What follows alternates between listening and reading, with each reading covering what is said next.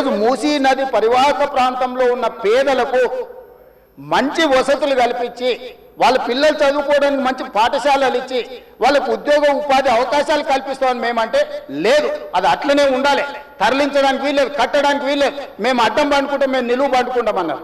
మరి మన వర్షాలు వచ్చినప్పుడు పోయి పండుకునేది ఉండే అధ్యక్ష, పోలేదు. ఏమి లేనప్పుడు పోయి ఆ పక్కనున్న కాలనీలలో పండుకొని వచ్చారు అధ్యక్ష.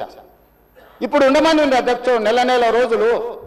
ఇప్పుడు వద్దంటున్న వాళ్ళు ఉన్నారు కదా, నెల రోజులు మూసీ నది పక్కన ఉండమని చెప్పుండ్రు అధ్యక్ష. అంబర్పేట శ్మశాన వాటిక ఉంది కదా అధ్యక్ష, ఆ శ్మశాన వాటిక దగ్గర ఉన్న శవాలు, కులిపోయిన శవాలు, కాలిపోయిన సగం కాలిన శవాలు ఉన్నాయి కదా అధ్యక్ష, వీళ్ళందరూ అక్కడ ఉండమని ఉండి చూడమని ఉండి. ఏ దుర్భరమైన పరిస్థితి ఉందో అర్థమవుతుంది, ఏ దుర్భరమైన పరిస్థితుల్లో ప్రజలు ఉన్నారో అర్థమవుతుంది.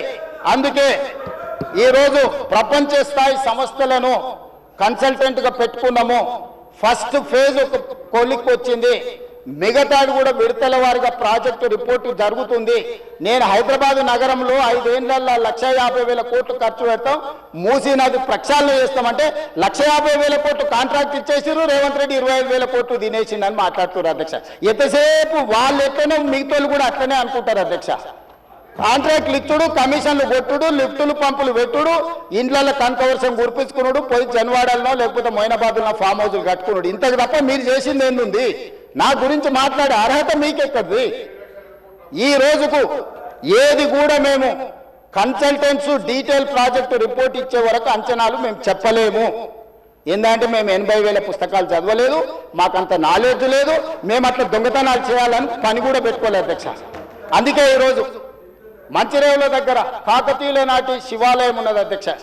850 సంవత్సరాల పురాతనమైన శివాలయం మంచిరేవుల దగ్గర ఉంది అధ్యక్ష. గ్రేహాండ్స్ ల్యాండ్ ఉందా, ఈరోజు అక్కడ శివాలయం కట్టదలుచుకున్నాం అధ్యక్ష.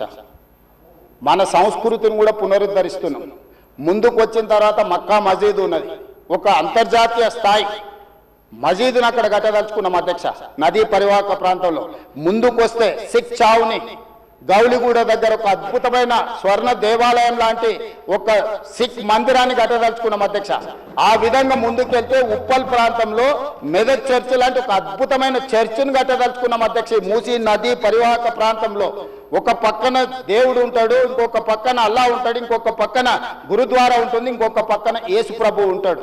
ఈ 4 మతాలకు సంబంధించి మూసీ నది పరివాహక ప్రాంతంలో మత సమ్మేళనాన్ని చేసి ఒక మత సామరస్యాన్ని అభివృద్ధి చేయడానికి ఈరోజు కార్యక్రమాలు చేస్తున్నాం అధ్యక్ష. అదేవిధంగా ఈరోజు ఇంటర్నేషనల్ స్టాండర్డ్స్లో మనం అక్కడ ఉండే వ్యాపార కేంద్రాలను అభివృద్ధి చేయాలనుకుంటున్నాం అధ్యక్ష.